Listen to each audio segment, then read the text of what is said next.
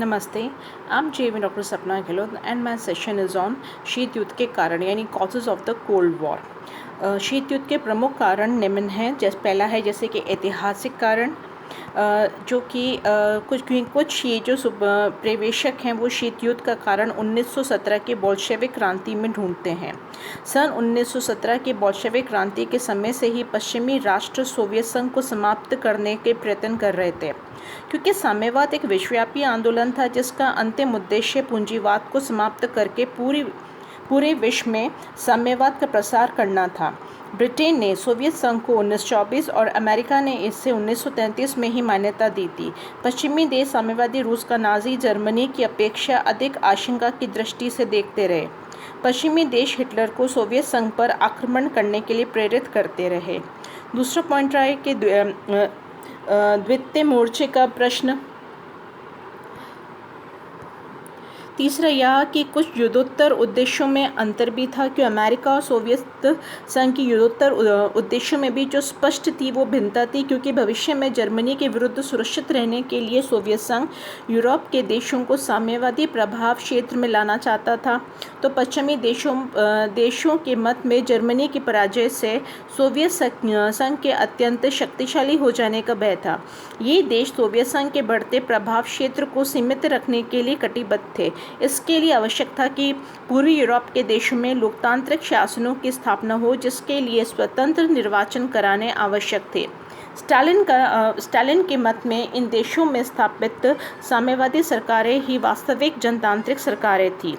Next रहा इसमें Soviet संघ द्वारा याल्टा समझौते की अवहेलना, क्योंकि याल्टा समझौतों के विरुद्ध की गई सोवियत कार्रवाइयों से ही पश्चिम राष्ट्रों के हृदय में सोवियत संघ के प्रति संदेह उत्पन्न होने लगा था। फिर ये रहा कि सोवियत संघ द्वारा बाल्कन समझौते का अतिक्रमण, और इस युद्ध की समाप्ति के बाद ही इन देशों में बाल्कन समझौते की उपेक्षा करते हुए सोवियत संघ ने साम्यवादी दलों को खुलकर सहायता दी और वहाँ सर्वहारा की तानाशाही स्थापित करा दी गई। इससे पश्चिम देशों में नाराज हो जाना आवश्यक था। फिर ईरान में सोवियत सेना का ना हटाया जाना ये भी एक कारण रहा, जिससे कि पश्चिमी देश सोवियत संघ से नाराज हो गए। फिर यूनान में जो सोवियत संघ का हस्तक्षेप था, जिसके कारण ट्रूमैन सिद्धांत और मार्शल योजना के तत्वाधान में अमेरिका का हस्तक्षेप किया गया और अपरिहार्य हो गया, अन्यथा यूनान का साम्यवादी खेमे में जाना निश्चित हो गया था। नेक्स्ट है कि टर्की का सोवियत संघ का दबाव। जब टर्की पर सोवियत संघ का हस्तक्षेप बढ़ने लगा तो सोवियत संघ ने उसे चेतावनी दी कि टर्की पर किसी भी आक्रमण को सहन नहीं किया जाएगा और मामला दूसरा परिषद में रखा जाएगा। नेक्स्ट है अणु बम का आविष्कार। शीत युद्ध के सूत्रपात का जो महत्वपूर्ण कारण था वो है अणु बम का आविष्कार था। ये कहा जाता है कि अणु बम ने हिरोशिमा को ही विध्वंस नहीं किया, अपितु तो युद्धकालीन मित्र राष्ट्रों की मित्रता का भी अंत कर दिया। संयुक्त राज्य अमेरिका में अणु बम पर अनुसंधान कार्य और उसका परीक्षण बहुत पहले से चल रहा था।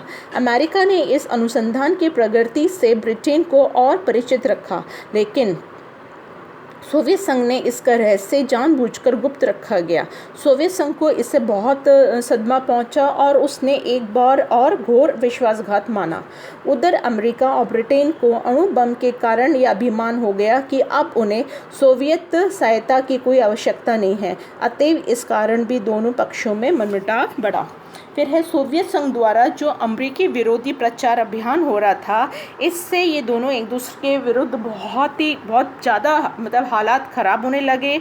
आपस में जो एक स्ट्रॉन्ग था, एक रिलेशंस थे, वो ख़राब बिखरने लगे। और सोवियत संघ ने अमेरिका की ये जो जिस तरीके से ये उसमें एक दूसरे के लिए विरोध प्रचार करने लगे तो उसे सोवियत संघ ने अमेरिका की इस कार्रवाई को अपने विरुद्ध समझा, और जब भी अमेरिका की कटु आलोचना करने का अभियान प्रारंभ कर दिया तो परिणाम स्वरूप शीत युद्ध में वृद्धि हुई।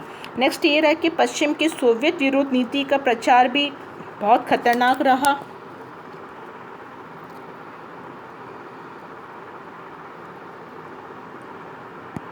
क्योंकि पश्चिम के सोवियत संघ विरोधी नीति और प्रचार अभियान ने जलती आहुति में घी का काम किया। 18 अगस्त 1945 को अमेरिकी राज्य सचिव और वैबिन यानी ब्रिटिश राज्य मंत्री ने अपनी विज्ञप्ति में सोवियत संघ के संदर्भ में कहा कि हमें तानाशाही के एक स्वरूप के स्थान पर उसके दूसरे स्वरूप के संस्थापन को रोकना चाहिए।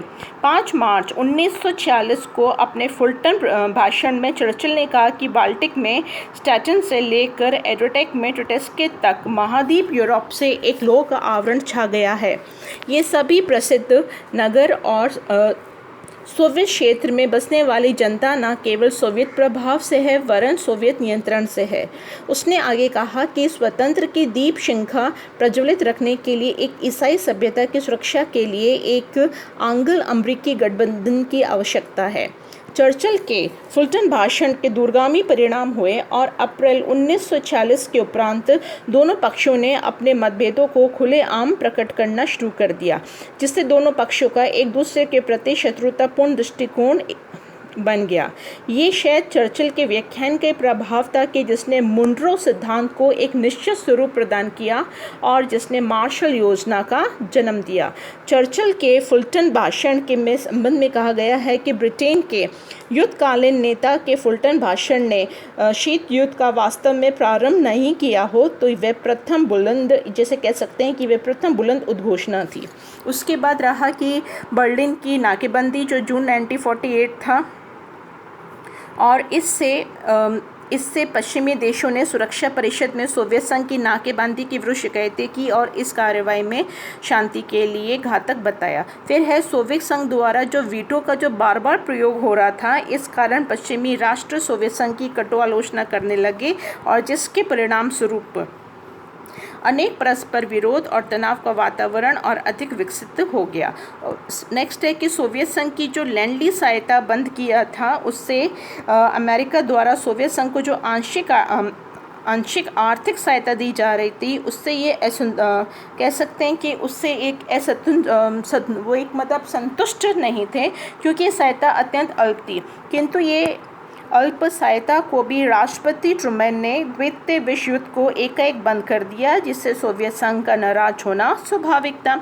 नेक्स्ट है जो रीज़न है हित संघर्ष और शक्ति संघर्ष। ये भी मेन रहा जिसने एक तरीके से कहना कहीं शीत युद्ध को दिया, या आप कह सकते हैं कि शीत युद्ध को बढ़ावा दिया।